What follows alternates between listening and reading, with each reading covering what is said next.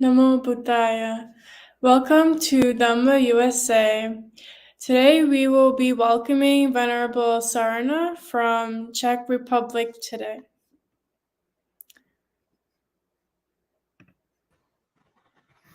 Yes, hello.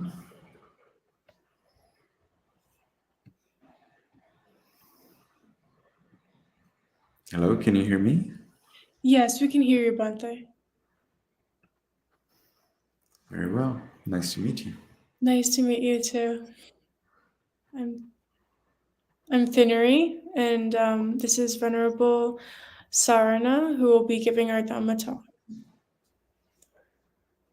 So what's the plan?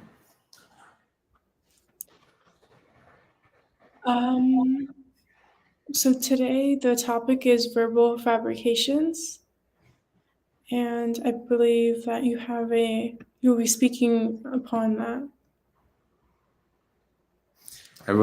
I can definitely talk about verbal fabrications, but I'm wondering whether we can start by meditation so that those who are listening can calm down a little and open up their minds and get ready for maybe some controversial talking and maybe some new difficult information. And then we could have some questions and answers. What do you think about that? That sounds good, Bhante. Yeah. If we start by meditation, how many minutes of meditation would you suggest? I can provide 10, 15, 20. I would say maybe 10. 10. Okay. Yeah. So let's start by sitting in a comfortable meditation posture.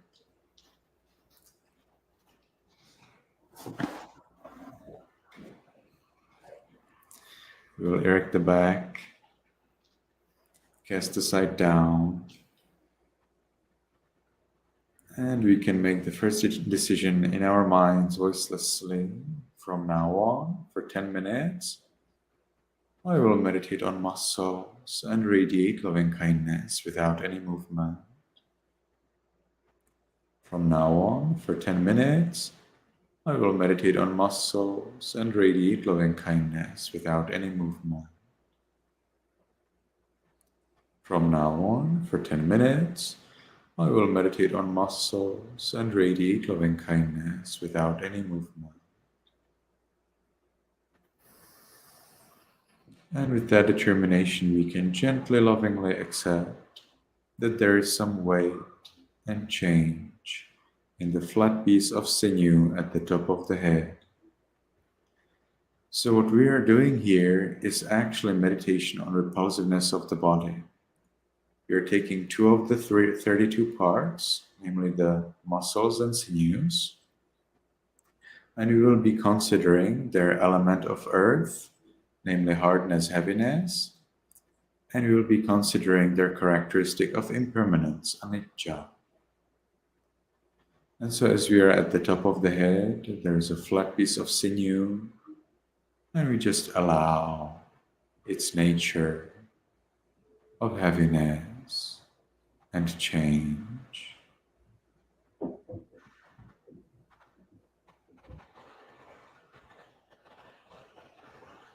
We continue considering heaviness and change in muscles and sinews throughout the body to the forehead, eyes, nose, lips, chin,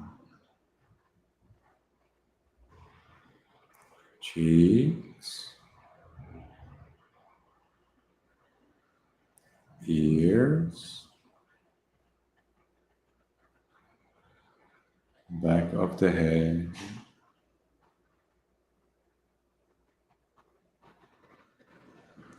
We allow all of the muscles and flesh, all of the muscles and sinews throughout the head to be heavy and changing.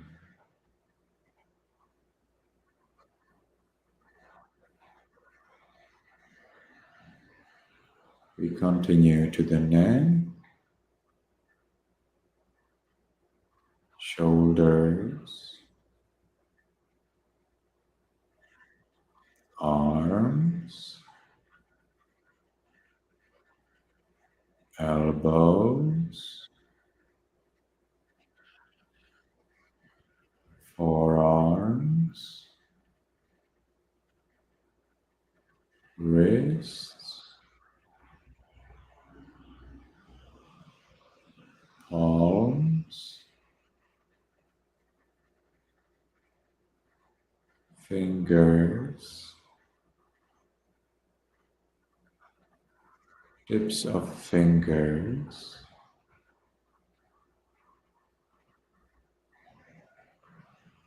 chest, abdomen, back,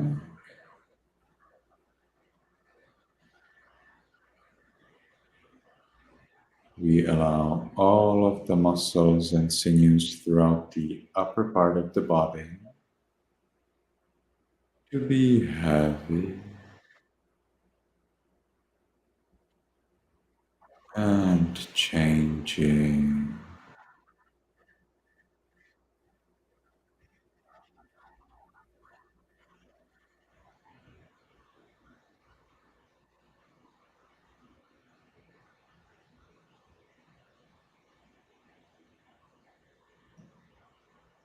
We continue to the buttocks, thighs, knees,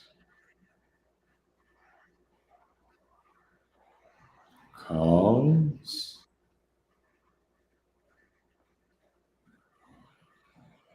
heels, soles,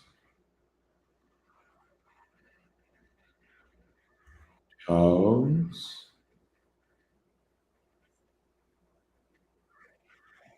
tips of toes,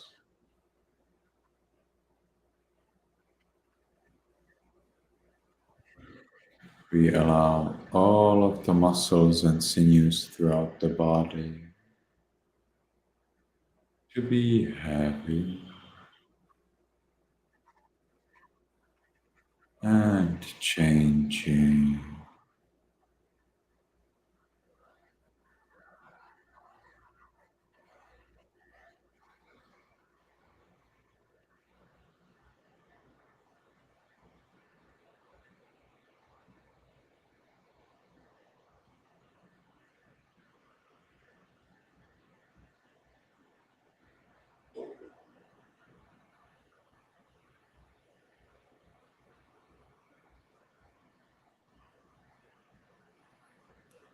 And as we allow the body to be the way it is, as we give the body freedom to be the way it is, we ourselves achieve freedom from worry about the body. Let's enjoy this freedom. Let's watch this peace.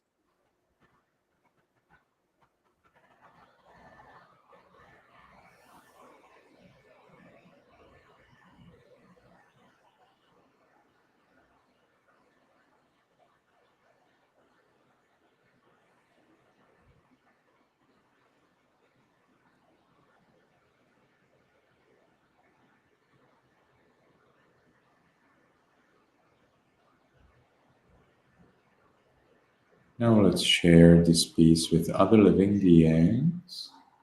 In our minds, voicelessly, we can wish, we can allow, but we don't force, we don't expect. we just give the permission. May all beings in this room be in peace. May all beings in this room be in peace.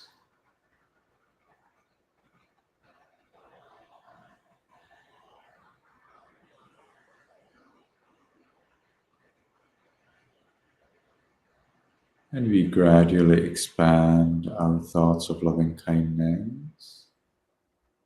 May all beings in this building be in peace.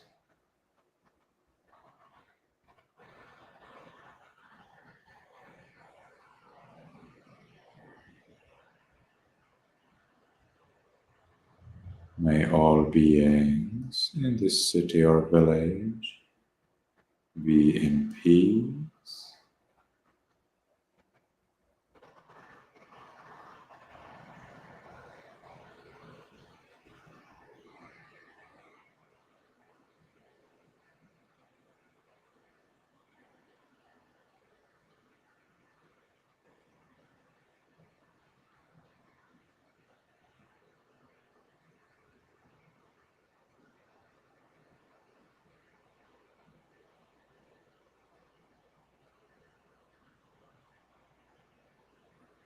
May all beings in this country be in peace.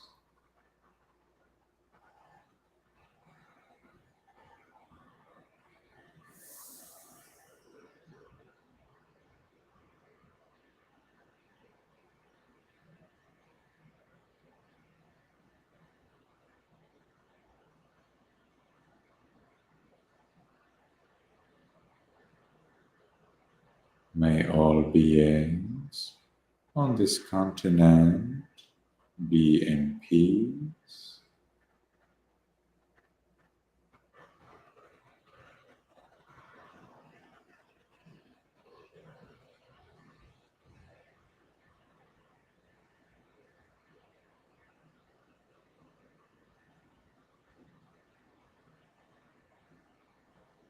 May all beings on this planet be in peace.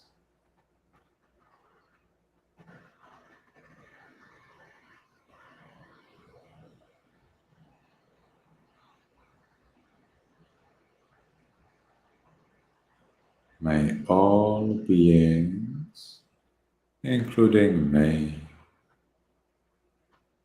be in peace.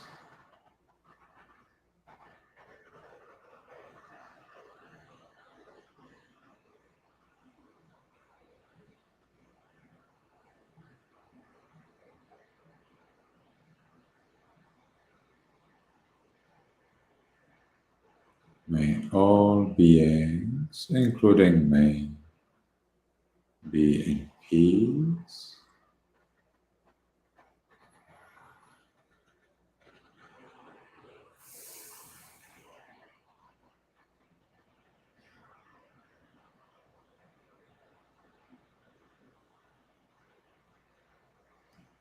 Now, because the time for this sitting is finished, let's make the last determination in our minds. Let's listen.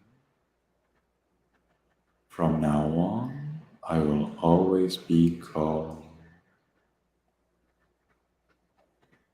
From now on, I will always be calm. From now on, I will always be calm.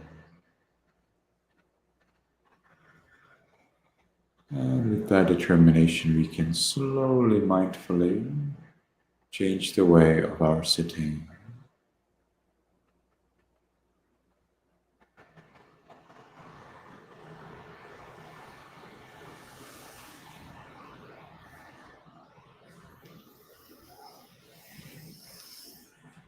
All right, so I think now we are equipped with everything we need for the Dhamma talk.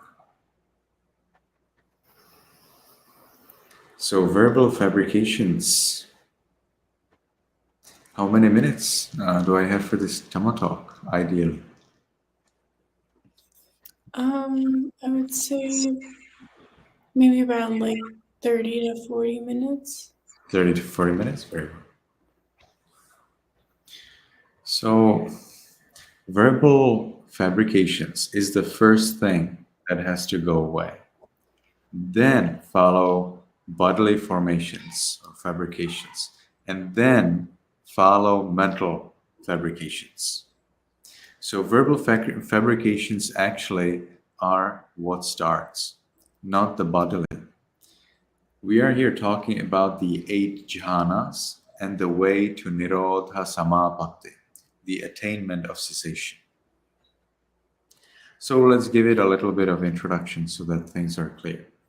So the Buddha explained Dhamma because the Buddha saw that there is a problem in the world.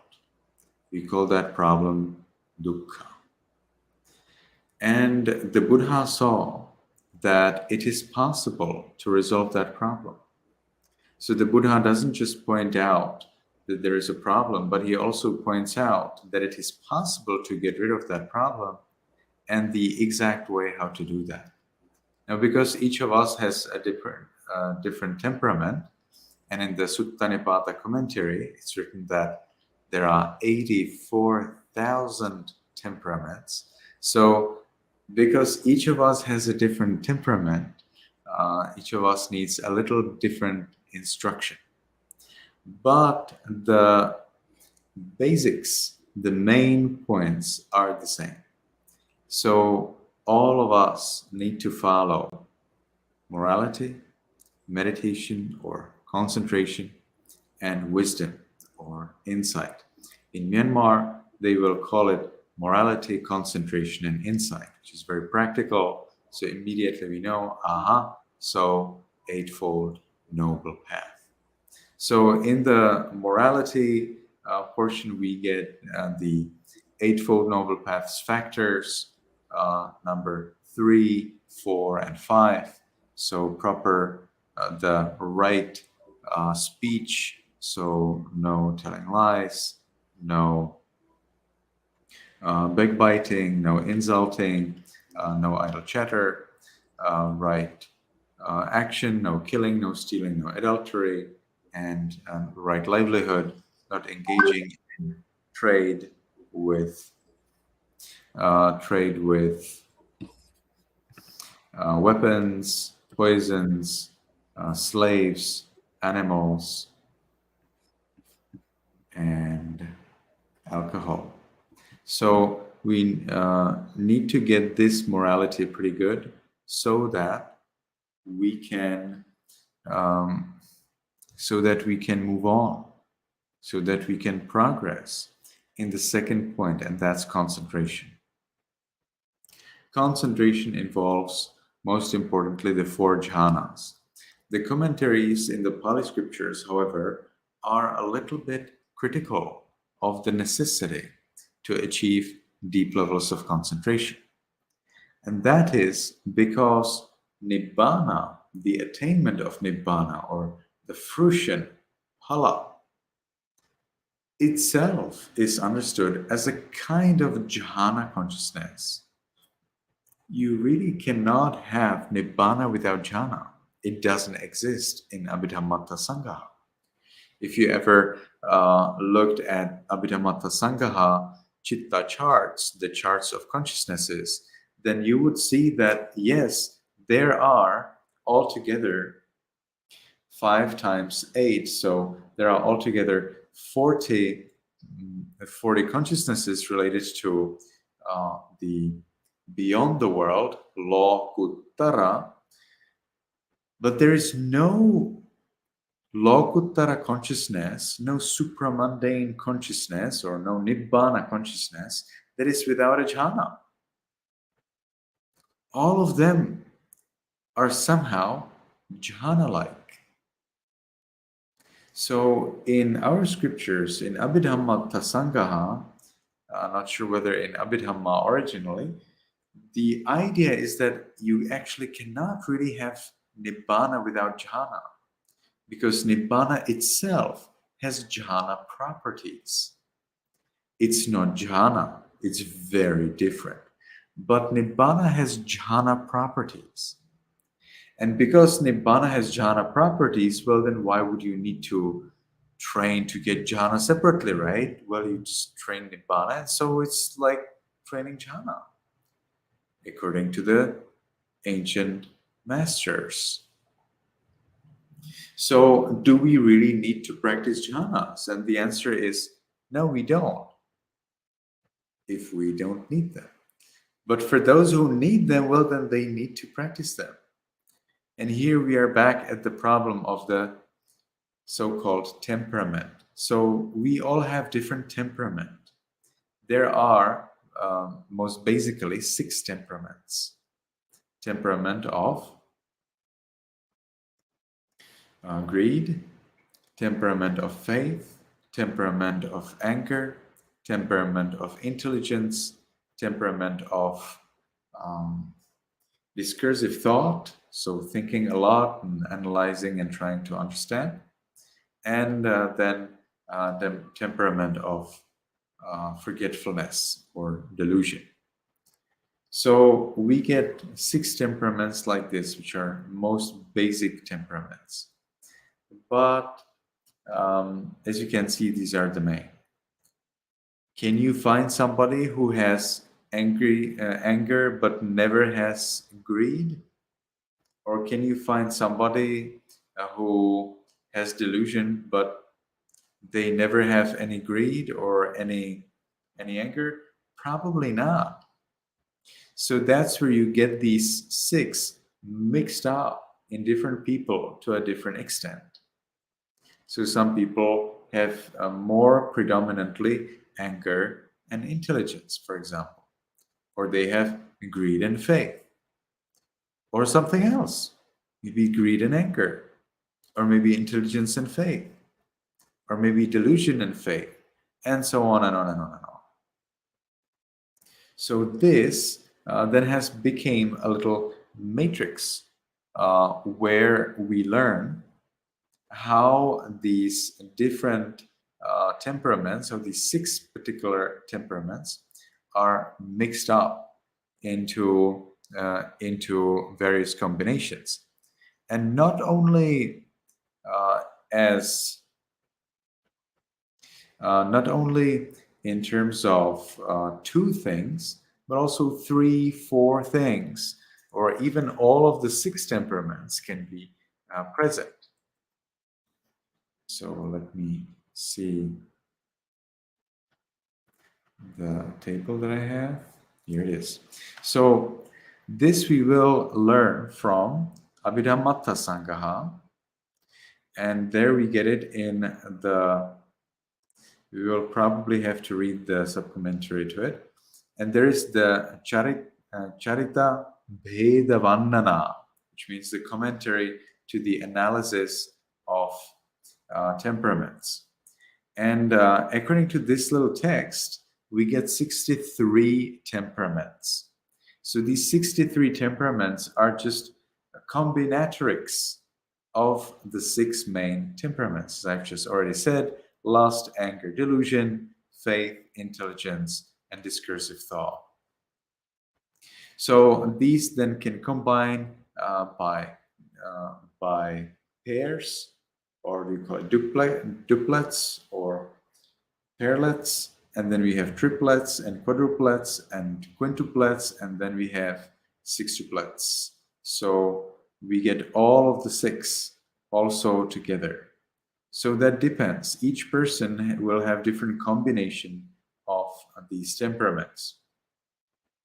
There is an idea from non-Theravadin philosophers mentioned in the Abhidhammatta subcommentary that some people simply are victims of views. So as they're victims of views, the temperaments do not matter then. So that's a separate temperament, vitti, view. and it does not combine with anything at all. It's just one alone. But this idea of the so-called view temperament is rejected by Theravada, and we are back at our 63. So Sutta Nipata commentary, however, says that there are 84,000 temperaments, and when the Buddha would give instruction for meditation, he would be giving it according to one of those 84,000, namely the one that characterized the Buddha's student. So we have totally no idea what are these 84,000 temperaments. So we have absolutely no way how we could ever provide the exact meditation technique to the person who's going to meditate. So let's go closer to our topic. So we are talking today about verbal fabrications. My intention was to show you that there are three things that we need to do in order that we progress towards enlightenment, towards freedom from birth, old age, illness, and death, from not getting what we want, being bound to what we don't want, not having our wishes fulfilled, and in brief, the five aggregates. So, in order that we get rid of this so-called suffering or this problem, we need to train ourselves in morality, concentration, and insight. Concentration, however, as I have suggested, is already included in the insight practice. So according to some commentaries, we do not really have to practice concentration separately, because we simply happen to practice by practicing vipassana, that is, insight. The Buddha explained 22 practices of vipassana. So what, for example, Master Goenka teaches is not really vipassana. It is one of many ways how you can practice vipassana. The Buddha himself provided 22 techniques of vipassana in Satipatthana Sutta alone. And Goenka teaches one. So there are still 21 different techniques that most of them nobody teaches. Some of them require special tools, special environment, which is just apparently not available today. Maybe it's available somewhere in India and I'm looking for it. So if you know it, I would most appreciate your help. What is it? It's the so-called charnel ground. 9 of these vipassana practices taught by the Buddha are to be practiced at a charnel ground. Charnel ground is a place where you throw away dead bodies and you allow them to rot, or there is somebody who's burning them. But also, they can allow those bodies rot if they want. So usually this would be somewhere behind a village, and when somebody dies in the village, well, the people will carry that body to the charnel ground behind the village, where you get already some other bodies decomposing. Animals are coming to eat those bodies, and those bodies gradually decompose and enter the earth. So monks are supposed to watch 9 stages of the decomposing body as a vipassana practice in Satipatthana. Okay? We will hear about 10 stages of observing decomposing body in Visuddhimagga, but that's not vipassana, that is samatha. You can take meditation on breath as samatha, and you can take it as vipassana. How do you do it? Well, if you take breath so that you concentrate and you achieve jhanas, well, then it is samatha. If you take breath as representative of impermanence, unsatisfactoriness, not self, which you observe in the breath, well, then it happens to be vipassana. So it depends on what do you really do with your object. What is your intention to find out?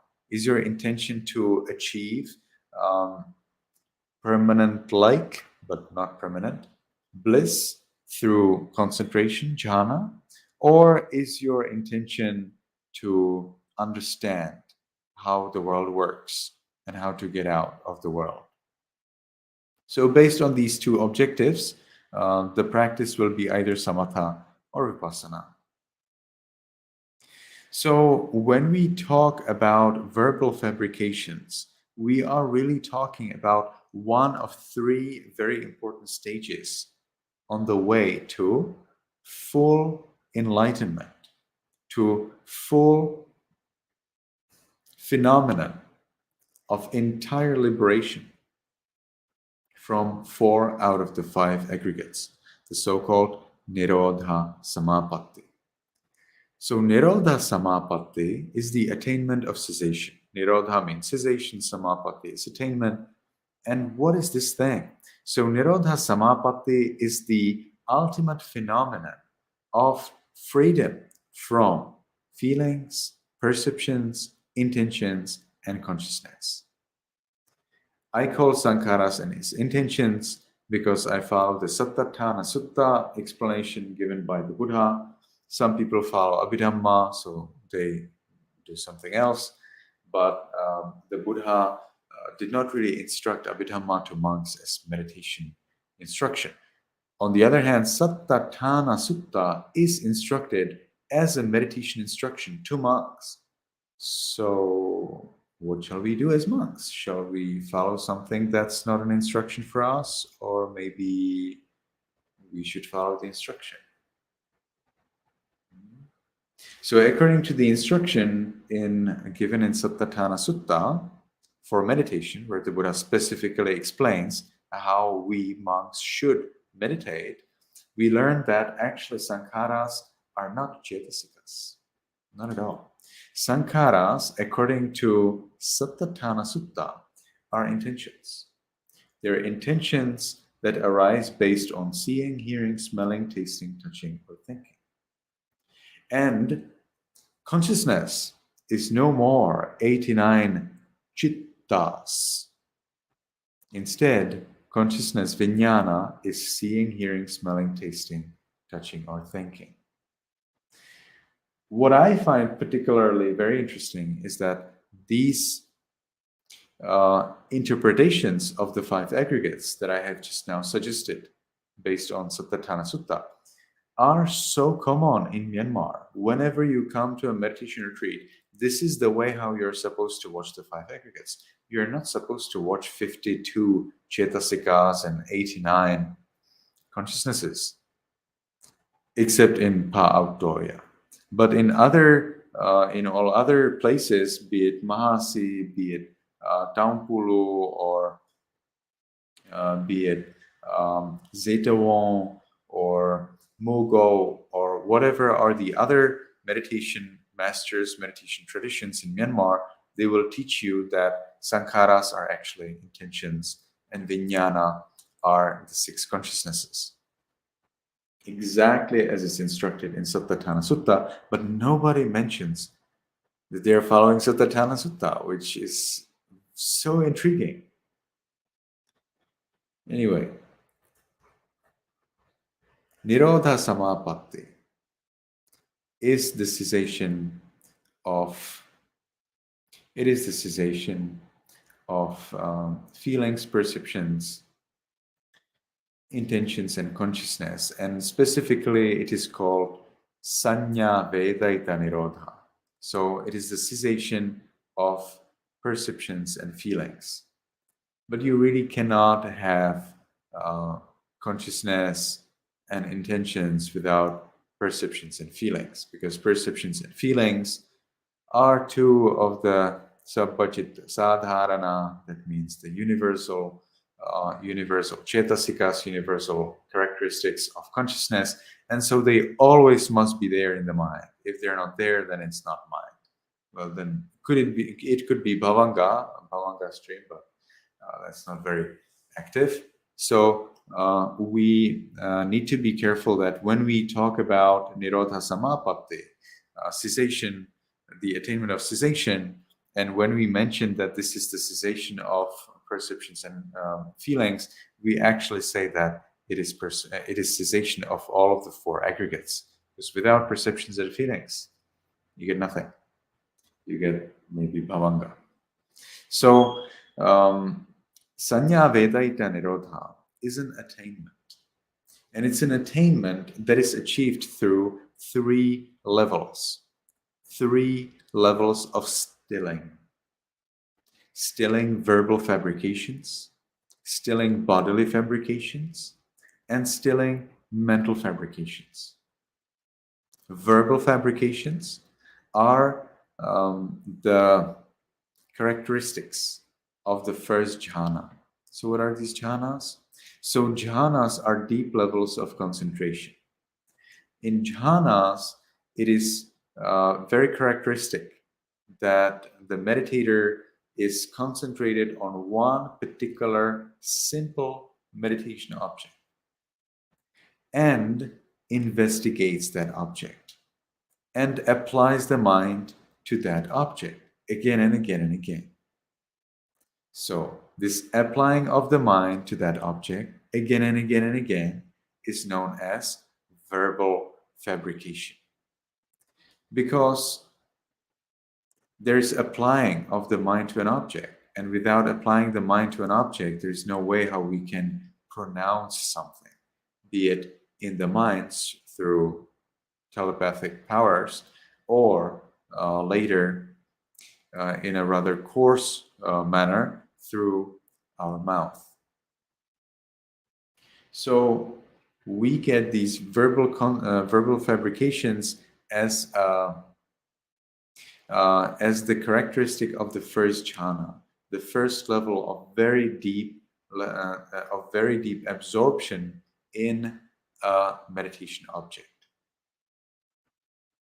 So there, the meditator is supposed to apply the mind to that object and also to investigate the object, to clarify the object. What's the object and what is not? It is known as vichara. So verbal fabrications are vidakka, and then clarifying of the object is vichara. So as you can see, there is still work being done on the concentration. And this work is coarse. The mind is not really fully established in that object because it still has to apply itself to the object, and it still has to recognize or distinguish the object from things that are not the object, or investigate the object. So these are difficult things. They take energy, they take time. And therefore, if we achieve the first jhana, the first level of absorption, after some time, if we practice properly, we may notice that this applied thought and so-called sustained thought are not necessary. We can put them away and be happy with the remaining 3 factors of jhana, of the absorption, and that is joy and peace and one-pointedness. So this joy, peace, one-pointedness, these 3 characteristics must be there in the second jhana. In the second jhana, you have already stilled your verbal fabrications. No more vidakka, no more vichara. And so the concentration is much more subtle. Later, you may see that the joy itself is also coarse. So you drop the joy and move on to the third level of absorption, where the joy is not present. There's only peace and one-pointedness.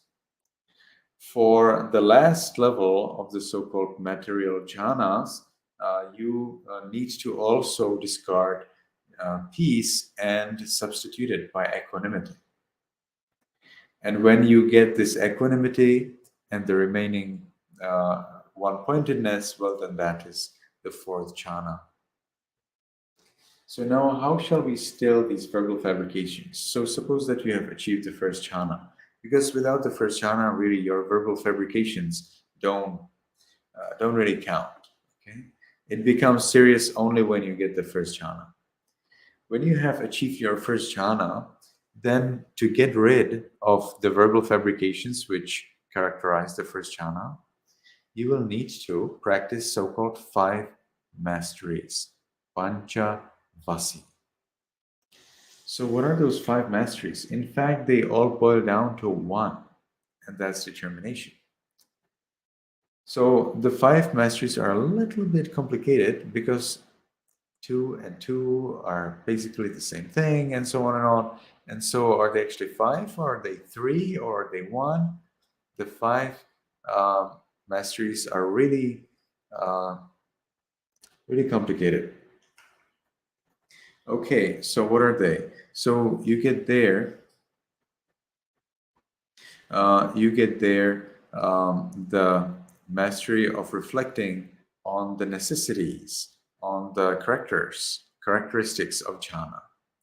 You get there the ability to make the determination about your jhana period. How long time will you stay in that jhana? You get there the ability to enter the jhana, and then the ability to exit the jhana at the right time. And then finally, you get the ability of reflecting on the qualities of the jhana that you have achieved. So within these 5, really 2 are essential.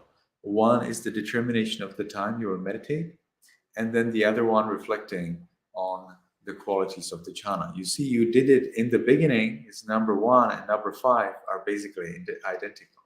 Basically, well, they are identical. Except it seems that they're happening at a different time, because you will do your surmising of the jhana qualities in the beginning before you enter the jhana, and the Bhajjavikana, the reflecting, or how do you say it, the evaluating of your jhana will happen after you exit from the jhana. But the main point here, the most practical point here is the adhittanavasi. It's the mastery of determination. With this mastery of determination, you can gradually develop a skill of entering your jhana state at the time you want, but most importantly, exiting it exactly at the time you want. For example, after 60 minutes, without looking at the clock at all, after 60 minutes, you somehow exit. Well, that could be easy even for people who don't have jhanas, so be careful about that. What if you, however, decide that you want to stay in the jhana 5 hours? Staying in a jhana for 5 hours is not really easy for someone who does not have jhana. It is possible, but it's not what we're talking here about. A person who has achieved jhana and decides for 5 hours does not have any pain during those 5 hours, because already the first jhana is characterized by absence of pain. So if you ever meditated 5 hours and you had their pain, well, then you know it was not jhana. At the very moment you have pain, you know that it's not jhana. Well, it should make sense, right? If jhana is absolute absorption is in that one single object, and we believe that we have only one stream of consciousness, not 2 or 3 or 5, one stream of consciousness, well, then the one stream of consciousness is occupied with that object and not with anything that could be painful. It's just that simple. We are focused on that object so much that we are simply not aware of that pain, and that's why we don't have pain. We don't need to go too far to explain some things. Very simple. You're concentrated, that means you're with the object, that means you're not with anything else, including pain. And the person who has mastered the mastery of determination and entrance, and of course exiting, well, then that person will be able to decide they want to meditate 5 hours without any movement. They will enter their jhana attainment, and after 5 days, they're out. We have a case in Theri, I don't know whether it's Theri Aparana or Theri Gatha, but we get a case of one Arahant nun who, before she became an Arahant, she was not enlightened at that time yet.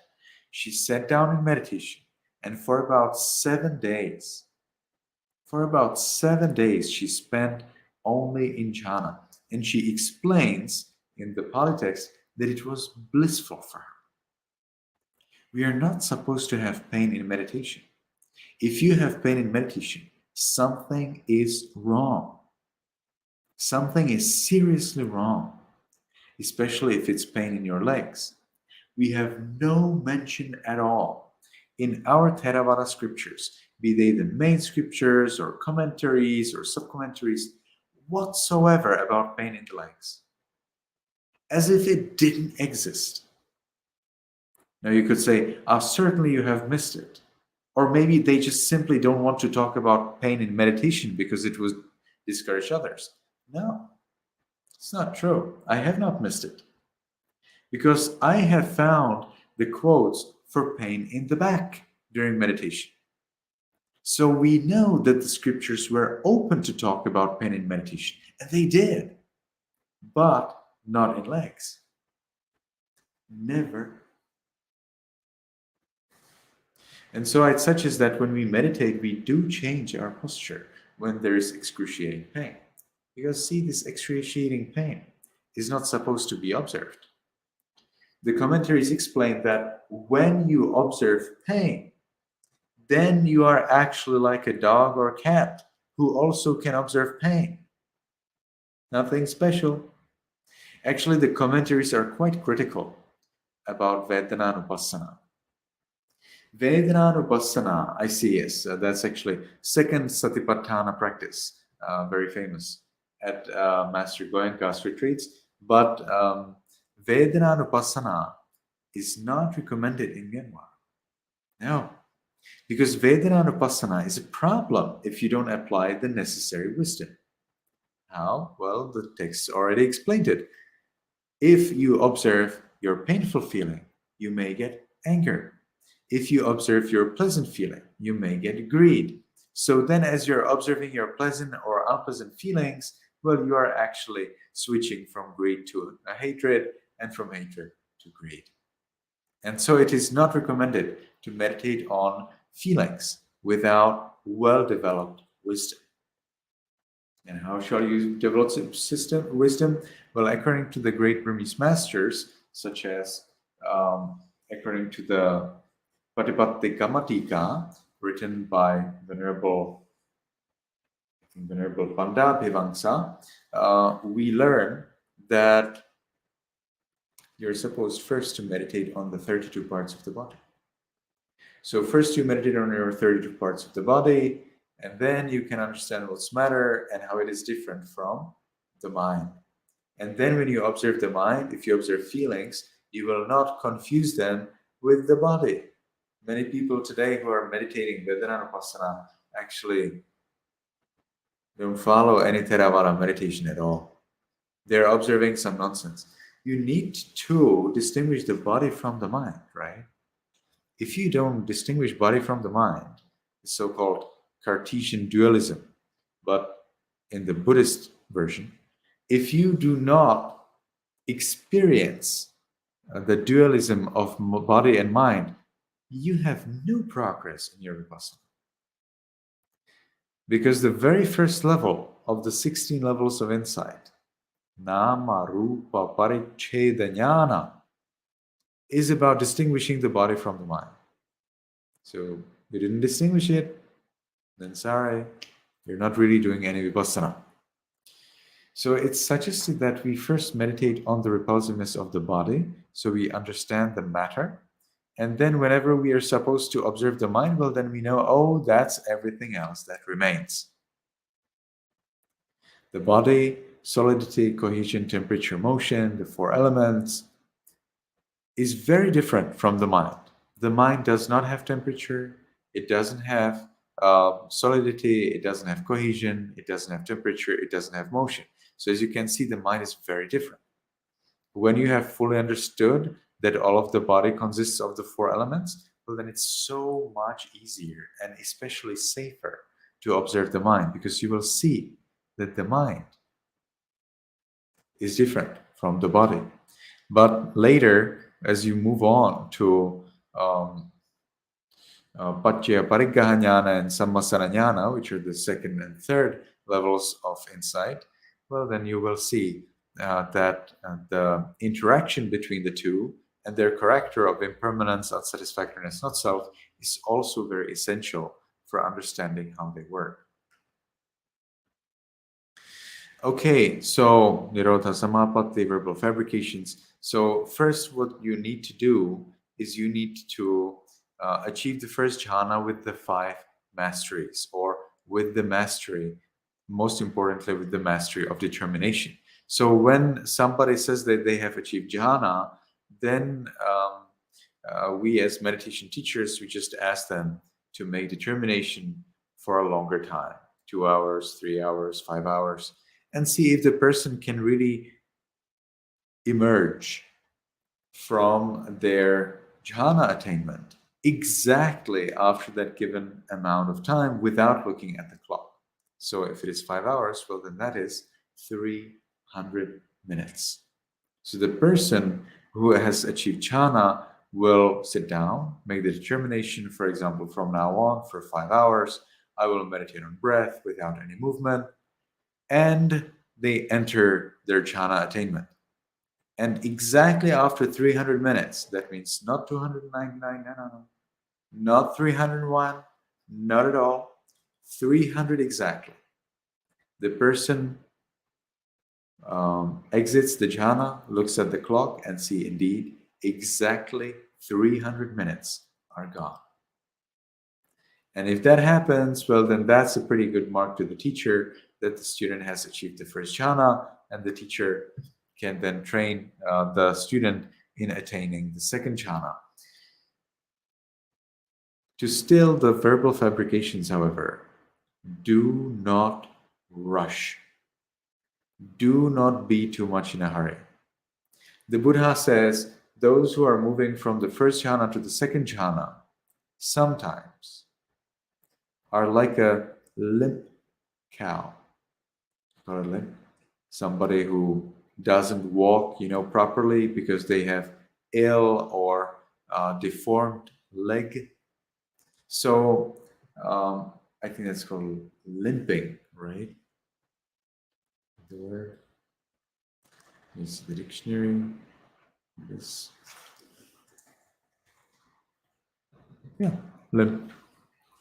So suppose that there is a cow, and the cow limps, and the cow is on a meadow and eats the grass as cows usually do. Now suppose that the cow sees a mountain, and the cow thinks, oh, the grass that I'm getting here is pretty good, but the grass on the mountain is surely better. And then the limping cow starts to climb that mountain. What will probably happen? Well, if the mountain is steep and the second jhana mountain is very steep, if the mountain is steep, well, then the cow, then the limping cow, as it's ascending it, will topple down. And so this is the simile given by the Buddha himself, by the way, provided, for example, in Visuddhimagga. But how shall we understand it in the real world? So when you meditate, when you achieve the first jhana, to move on to the second jhana, you should not move on like a limp cow. You should be fully equipped with the wisdom and power to move to the second jhana, and you do that through developing those five masteries. If you have developed those 5 masteries with the first jhana, well, then you can still your verbal fabrications, your sustained thought and applied thought. If you have not stilled if you have not perfected your masteries, your 5 masteries, well, then your movement to the second jhana will probably not be successful. Now, one more thing in the remaining 1 minute for this talk. Some of you have probably heard that Abhidhamma teaches that there are 5 material jhanas: first, second, third, fourth, and fifth. While in the suttas is explained that there are 4 jhanas. Well, there are actually suttas where it is explained that there are 5 jhanas, but those who want to criticize Abhidhamma are usually silent about the suttas. So I worry that they do not have an honest mind. So we get really suttas where the Buddha specifically mentions 5 jhanas. But the question would be then, why did the Buddha sometimes speak about 5 jhanas? And why did he sometimes talk about 4 jhanas? Why would somebody move from vitakka vichara piti sukha ekagata directly to piti sukha ekagata?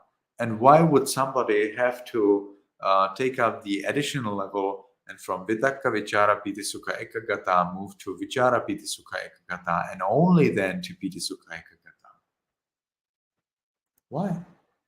And the commentaries provide a very interesting explanation.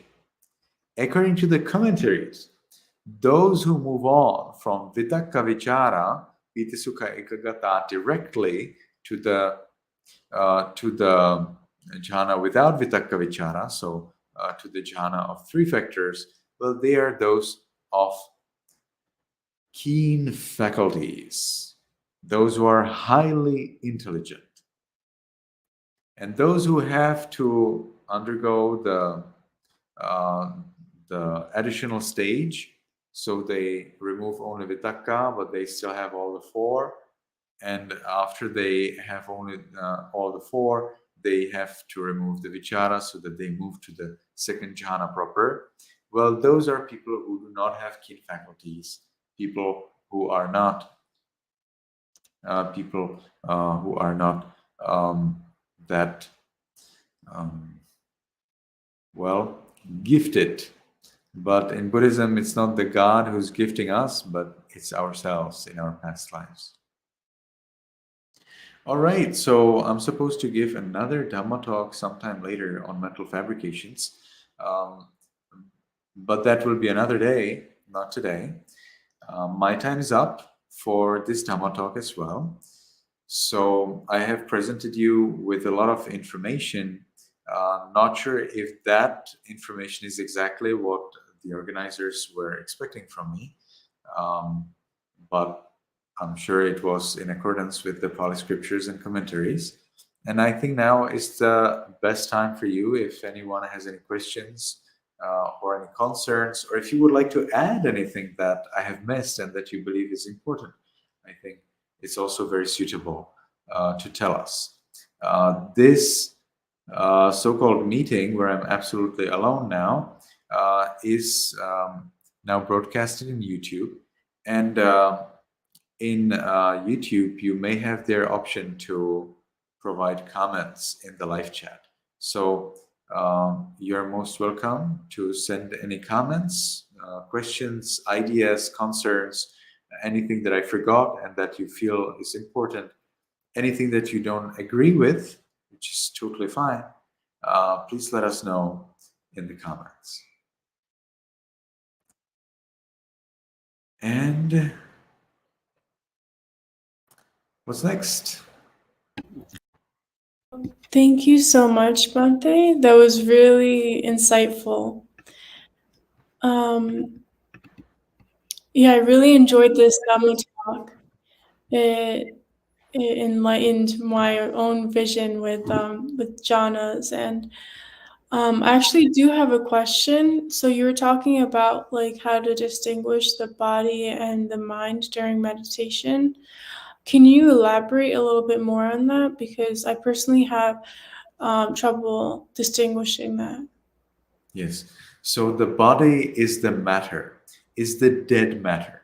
It is whatever is the heaviness, hardness, cohesion, temperature, and motion. So the element of earth, water, fire, and Here.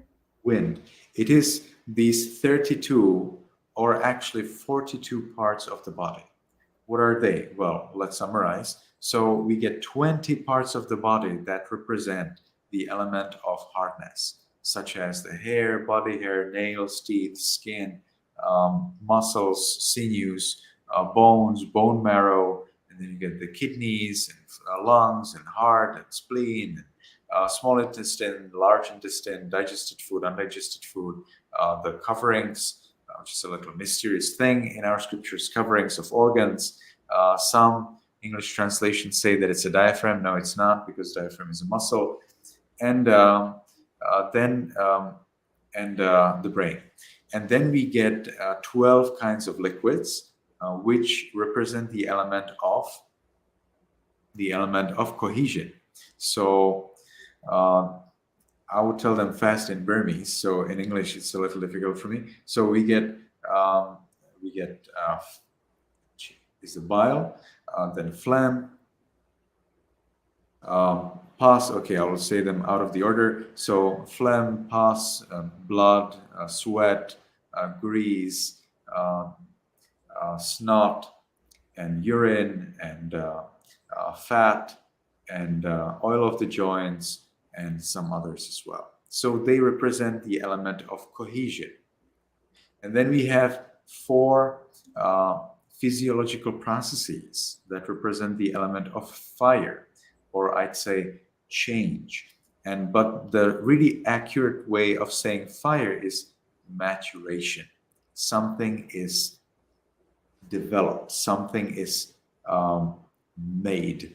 So the 4 physiological processes, they are the heat during fever, then the heat of aging, the heat of digestion, and the heat that we experience when it's hot.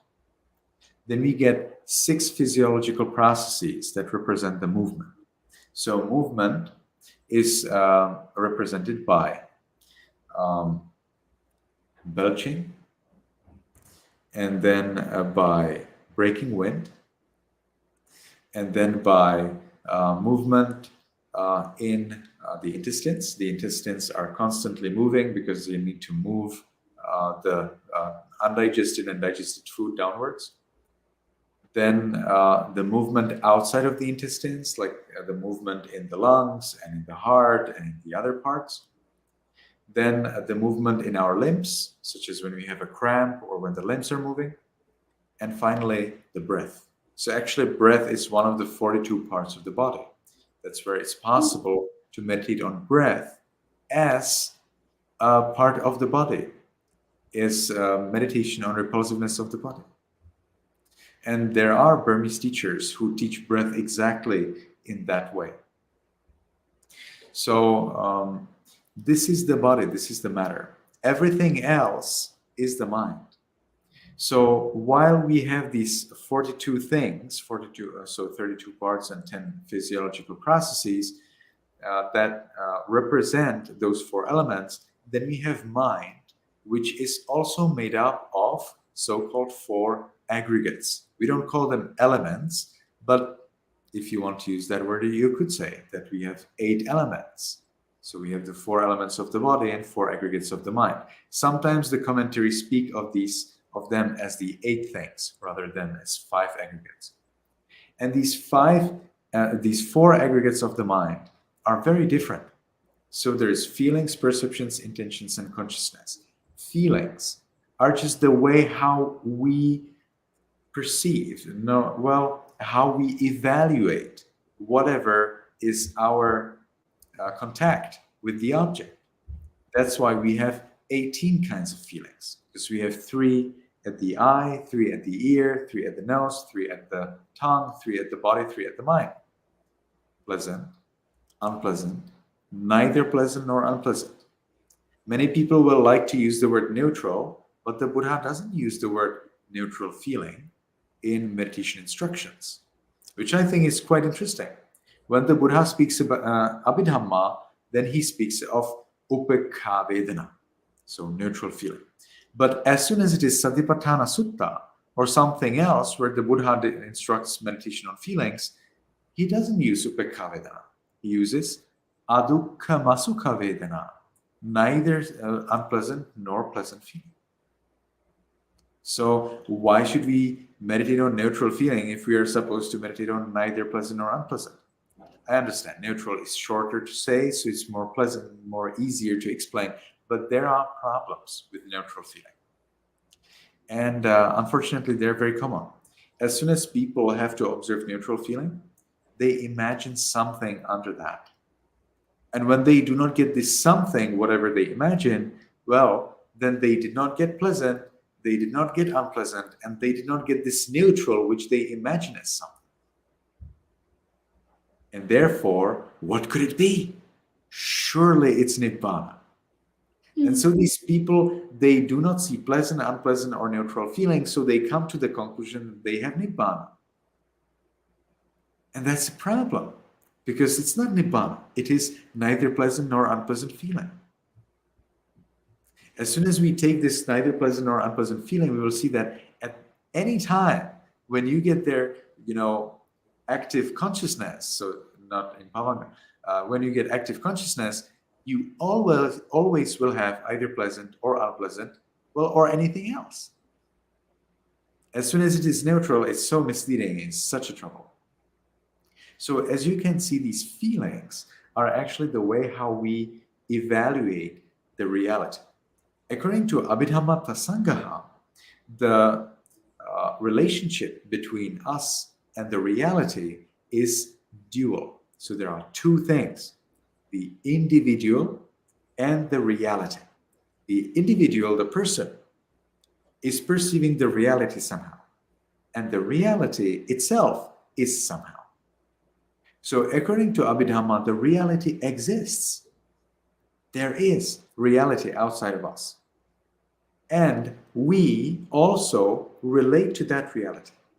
So things are inherently, that means naturally, pleasant, unpleasant, or neither pleasant nor unpleasant. But we relate to these things, and we are ourselves affected by some karma or some experience or some environment and so on. And that will then decide whether these pleasant, unpleasant, or neither pleasant or unpleasant things in the world, in the reality, will be perceived by us as pleasant or as unpleasant or as neither pleasant or unpleasant. So on one hand, we have the reality, which is one thing. And on the other hand, we have us with our conditioning.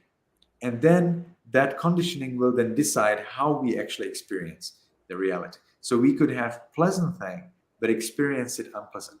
We could have unpleasant thing and experience it pleasant. For example, pleasant thing that we would experience unpleasant could be, for example, somebody sits down in meditation and nobody disturbs them, but they find it to be unpleasant. But inherently, it is peaceful and it is pleasant. The person does not have the necessary conditions to see the true nature of that experience. So they are experiencing it based on their own conditioning. Or, for example, an arahant could see things that they are impermanent, and the arahant could find it pleasant because he understands it, because he sees how the things are. Whereas others, when they see impermanence, they could be quite disappointed, because impermanence is inherently unpleasant. But the arahant, who is conditioned by his wisdom, is seeing that what is inherently unpleasant as pleasant. So this is all based on mind. There is no need for solidity, cohesion, temperature, motion. Totally out of the topic, you see? That's what the mind does. Mano is the Pali word, or nama. And nama here, nama means that it bends. Maybe you have heard these words, Namo Tassa Bhagavato Arahato Sama Sambuddhassa. So here the Namo basically means bending. We translate it as worship, but it actually means bending. Something is bending. And Nama, the mind, is named as Nama because it bends towards an object. The mind always relates to an object. That's what is mind. Solidity, cohesion, temperature, and motion do not relate to anything. They're just the way they are. Whereas the mind, whenever there is an object, or if there is not an object, it will make up some. It always bends towards an object. So these are feelings. Now, perceptions are dependent on the feelings. They are supposed to happen at the same time. So we get feelings, perceptions, intentions, consciousness happening at the same time, but the perceptions are dependent on feelings. Okay, feelings are dependent on consciousness, perceptions are dependent on feelings, and intentions are dependent on perceptions. So I'll explain that. So consciousness is the base, not feelings, consciousness. We need to see, hear, smell, taste, touch, think, so that we can feel that what we see, hear, smell, taste, touch, or think. And when we feel it, pleasant, unpleasant, or neither pleasant or unpleasant, then only comes the perception whether this is mine or this is not mine, or whether this is good for me or not good for me, or whether this is me or somebody else. So this particular kind of perceptions is dependent on whether something is pleasant, unpleasant, or neither pleasant or unpleasant. If we don't know the feeling well, then we will not come to those perceptions of me or not me. And then based on that, whether it's me or not me, or good for me or not good for me, we make intentions. So for example, if I think something is good for me, well, then I try to get it. If I think something is not good for me, well, then I try to remove it.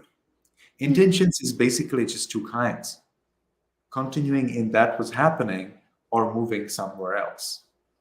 So if I think that what is now is good for me, well, then I continue trying to have it or maintaining it. If I think it is not good for me, well, then I will try to move away from that. So as you can see, mind is very different from matter. And the way to distinguish it is simply asking yourself, this what you are watching, is that solidity, cohesion, temperature, or motion? If it is not, well, then it's mind. Yeah, thank you so much, Bhante. That was really great. I'm definitely gonna meditate on that. But we do have another question from Julie. Do verbal fabrications disappear when there is no liking or disliking, when we experience something as neutral and with equanimity? Okay, so I'm not exactly sure how to unpack this question. So do verbal fabrications disappear when there is no liking? Let's start with that. So there is liking. So you cannot remove liking. There will always be liking until the person becomes at least anagami. When the person achieves third level of enlightenment, then indeed there is no more liking. But even the third level of enlightenment really has some liking, and it's the liking for the material jhanas or the immaterial jhanas. The only the only case when a person does not have any more liking is an arahant. Until becoming an arahant, there is still potential for liking. Verbal fabrications are removed by attainment of the second jhana. So second jhana still has a lot of liking, for example, for the second jhana, all right? And there is further liking for the third jhana and fourth jhana and fifth and sixth and seventh and eighth. So there's a lot of liking. The verbal fabrications can disappear while there is still liking. But what is liking and what is not liking? Okay, so the first jhana is void of liking that would be dependent, that would arise in dependence on lust, ill will, laziness, restlessness, or doubt.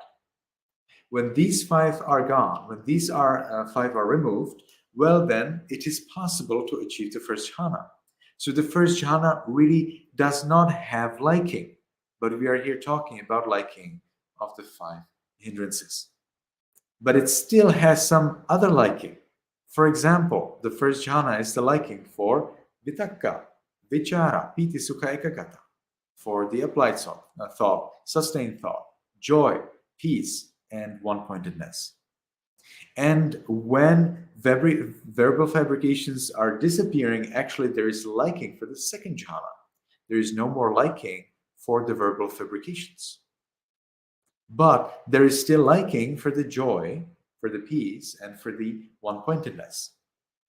In order that we can achieve the third jhana, we will have to still have liking for the peace and one-pointedness. But there is no more liking for the joy. To achieve fourth jhana, we will have to get rid of liking for the peace, and substituted by equanimity. To achieve the fifth jhana, we will have to remove the limitations of space and get rid of all materiality so that we move to the infinity of space. Then we will have to have liking for the consciousness that makes this space possible, but no more liking for that space.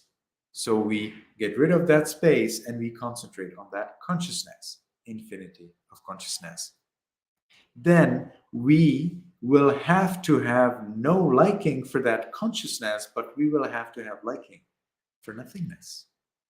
And that liking for nothingness makes it possible that we get rid of that infinity of consciousness and we observe nothingness.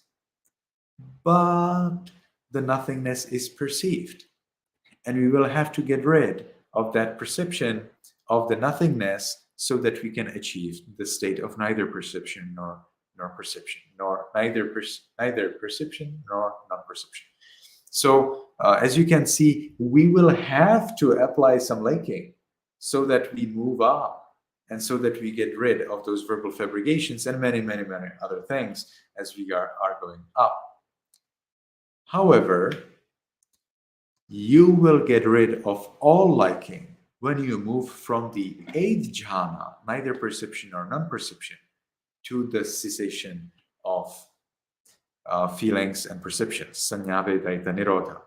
Only then you really get rid of all liking, and there is no more liking at all, because nirodha samapatti is void of any feelings or perceptions. So no liking or disliking when we experience something as neutral and with equanimity. So do verbal fabrications disappear when we experience something as neutral? Cannot be neutral yet. If you mean, I see, with equanimity it's there. So if it is with equanimity, it will have to be the fourth jhana. Until the fourth jhana, there's joy, there's peace, and so it's not really equanimous. It is still biased. Equanimity starts at the fourth jhana. I'm not sure whether I've answered your question, but hopefully you will comment for us and tell us if there is something more to clarify.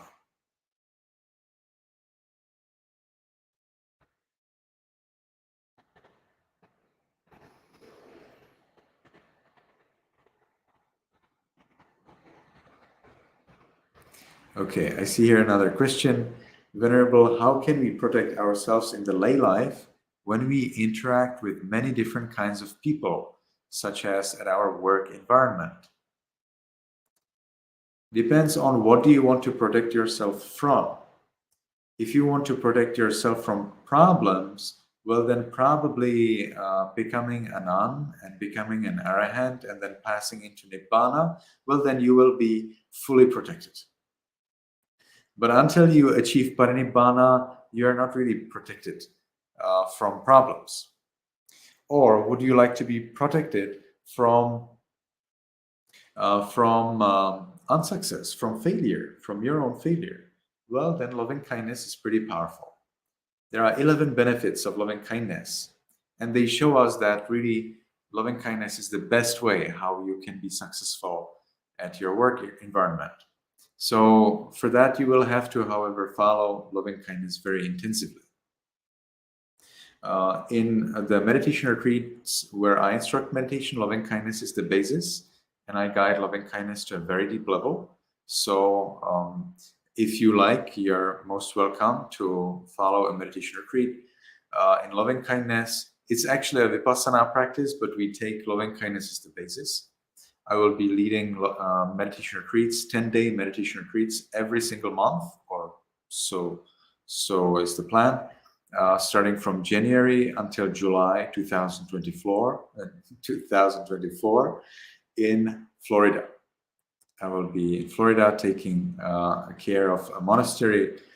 And so if you would like to come, anyone is most welcome.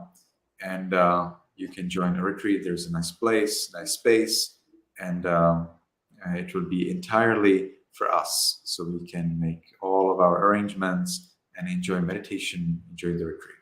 So loving kindness will protect you from most of failure. 11 benefits of loving kindness are: easily you fall asleep, no nightmares, you happily wake up full of energy, humans protect you, humans love you, non-humans such as animals love you, deities, gods protect you, then you easily get concentration for any practice that you follow, you are protected from any harm caused by poison, fire, or weapon. You get a nice serene or calm facial appearance. When you die peacefully, so that your next life can be in a nice world. And if you did not become an arahant, then you will be born in a Brahma world. So these are 11 benefits that you can get if you practice loving kindness very intensively. So that's if you want to be protected from failure. Now, what if you just want to be protected from hating others, from having unskillful thoughts about others and unskillful thoughts about the present situation? Yes, loving kindness then would also be helpful, but there are many other things that you can employ, such as non-violent communication. Nonviolent communication is a very amazing system of communicating and dealing with people, but because it's not a specifically Buddhist point, I would suggest that you Google it or that we talk about it separately. Okay, thank you again for that, Bhante. We have a comment from Julie. This seems to contribute to feeding our verbal fabrications overall, affecting our concentration. Okay, and I'm not sure what exactly you mean that contributes to feeding the verbal fabrications. So you have missed the context. Okay. Yeah. Okay. And we have our last question from Suminda. Vandami Bhante, how do you calm directed thought and evaluation thought meditation? Thought meditation? What is that? Directed thought and evaluation. Do you mean through meditation? Well, if it is through meditation, then calming of this directed thought and evaluation is done through this very special practice. It is called mindfulness. So as we meditate, if we achieve first jhana, then we need to maintain mindfulness.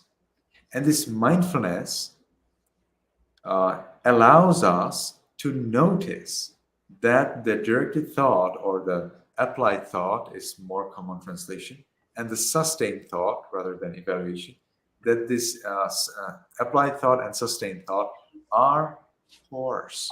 We'll be able to see that through mindfulness. So the presence of mind that doesn't evaluate anything, that's able to see how things are. And this mindfulness is able to understand things.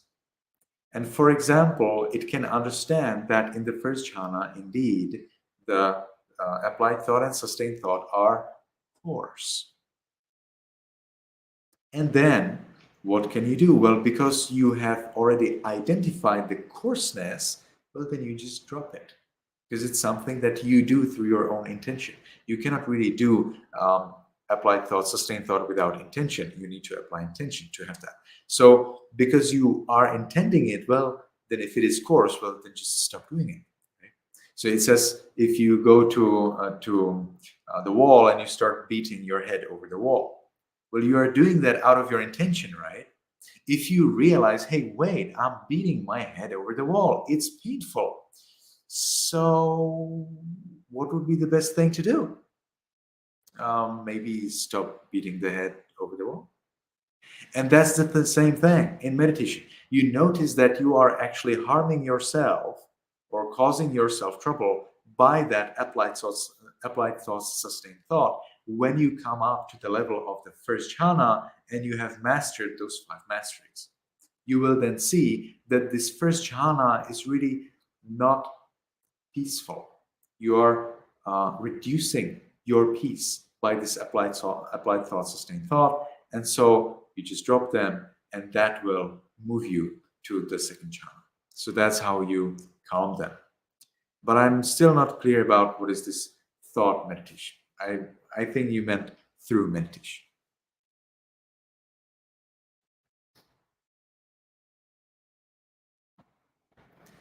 Okay.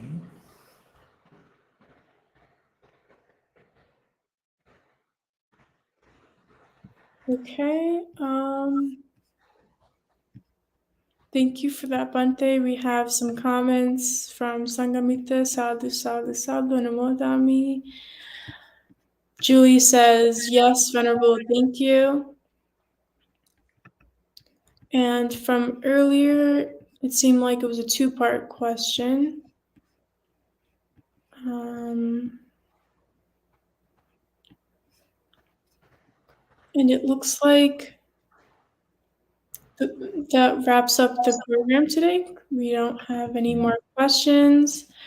Thank you so much, Bante, for your words of wisdom. We can end the talk with 3 sadhus. Sadhu, sadhu, sadhu. In Myanmar, they would end the talk by the wish that the Buddha's teachings is available for a long time. So they would say, Chirang Tittatu Saddhammo, which means Chirang means for a long time, Tittatu may exist, Saddhammo means the true teachings. So we can wish that 3 times. Chirang Tittatu Saddhammo, Chirang Tittatu Saddhammo, Chirang Tittatu Saddhammo. Sadhu, sadhu, sadhu.